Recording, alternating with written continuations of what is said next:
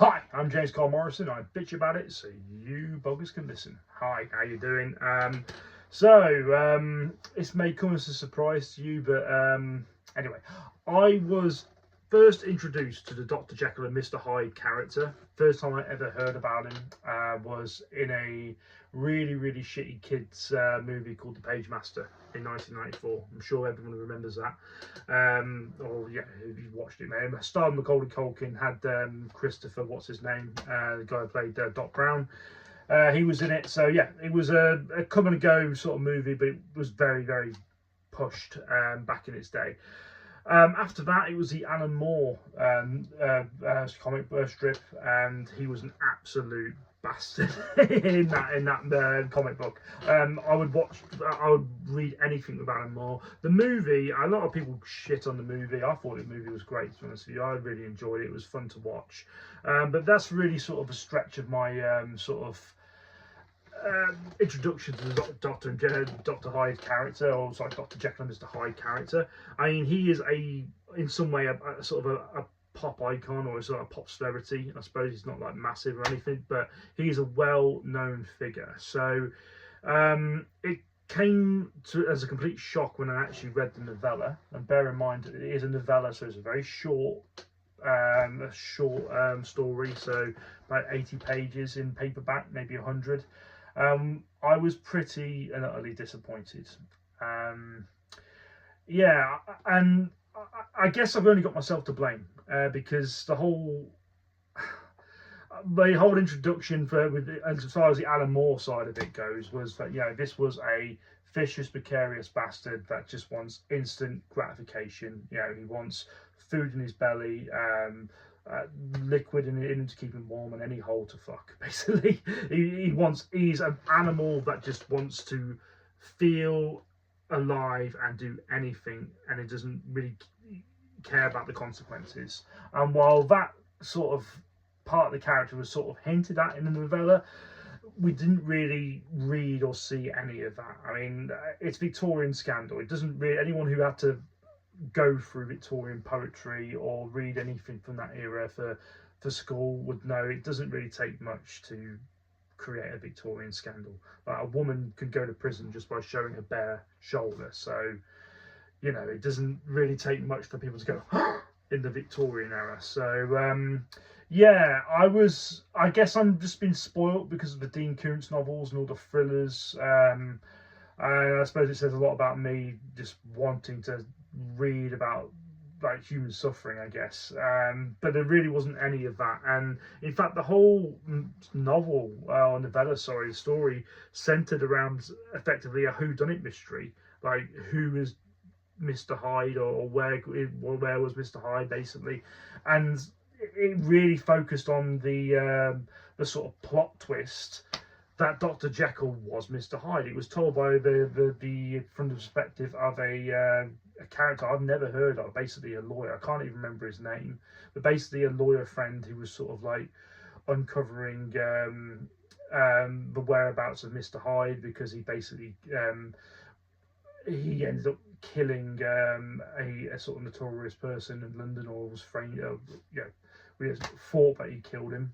And it was on the assumption that he killed him, and he basically was hunting him down. And it was a massive plot twist that Dr. Jekyll and Mr. Hyde was the same person.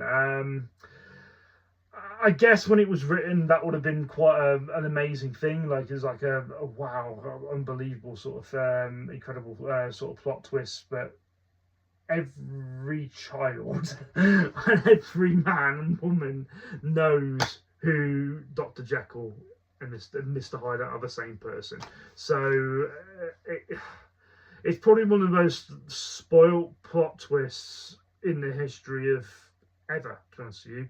To the point where I didn't even know that the whole point of the novella was that they were. It was completely focused on this twist that they were the same person. I was pretty underwhelmed and disappointed. There's a lot of people sort of praising it. Unlike the previous novel that I read, oh god, I forgot what it was called now. Really posh really well-to-do one. I had the DVD or Blu-ray here somewhere. Christ, I've completely forgotten what it was. Well, like the previous novel, I did do a little bit of research into this one, just to think, just so I can understand, do people actually enjoy this? Do other people like get some sort of gratification from this? And a lot of people do praise it. They say it's like a real breakthrough in sort of Gothic literature. I didn't like it. I hated it. I really did. I was quite underwhelmed by the whole thing. And this is the same guy who wrote Treasure Island, and I was kind of intrigued to sort of read that. So honestly, I'm not too sure, if I'm honest. I'm really not. It's not the first time I've been stung by Victorian literature, to be honest with you. I kind of like Charles Dickens. You know, Oliver Twist. I read that. I thought that was pretty good. But yeah, I was really underwhelmed by this one. It has to be said. So. Oh, I don't know. I don't know why you want the 2 cents of a random fat man telling you that he didn't enjoy a 100 or so year old novella, but there you go. I mean, it's one notch in the. You know, I've got a mission to sort of read as much as possible. I will say one thing, some positive takeaway that hopefully someone might, you know, get some gratification out of it. I read it on. I'm looking for it now. A Nintendo DS. So before Kindle and a sort of electronic ebooks, here we are, there it is. We had this bad boy, and I've read it on the 100 Classic Books game. It's actually upstairs. It's bright pink. It's with my wife's. This is just my whipping boy, my spare one.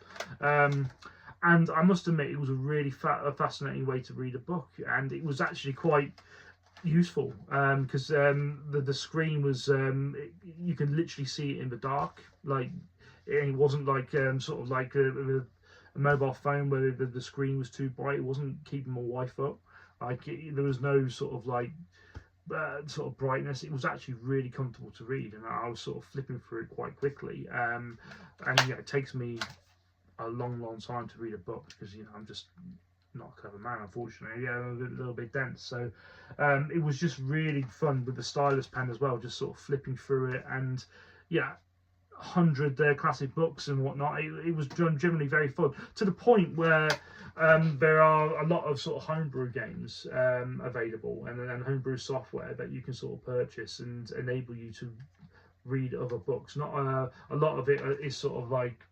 self-published, so there aren't a lot of official, in fact there wasn't any official books to my knowledge released for the Nintendo DS, but I was really pleasantly surprised how fun and how comfortable it was reading with this thing. So if you're interested in that, I would recommend buying a DS and the 100 classic novels. You know, you get a hell of a lot of Shakespeare, and you know, a lot of Victor Hugo and George Eliot and all the classic stuff. So yeah, I could heavily recommend that. There was a lot of stuff.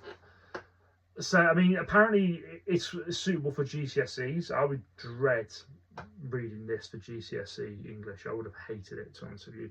But there was a lot of emphasis on hidden sexuality, like homosexual tendencies from Dr. Jekyll. I mean, I could sort of see how an outsider would think, okay, this man in his 50s is assumingly funding this man in his 30s, this herbaceous, handsome man. He's giving him money, he's giving him a house to live in.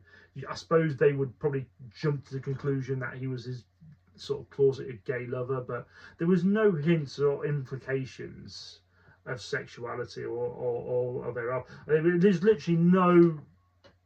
I mean, the murder, it wasn't in the book. You literally heard about it from somebody else, almost like a Shakespeare scene. It's like somebody is talking about the scene that you didn't see, which is the worst part of it.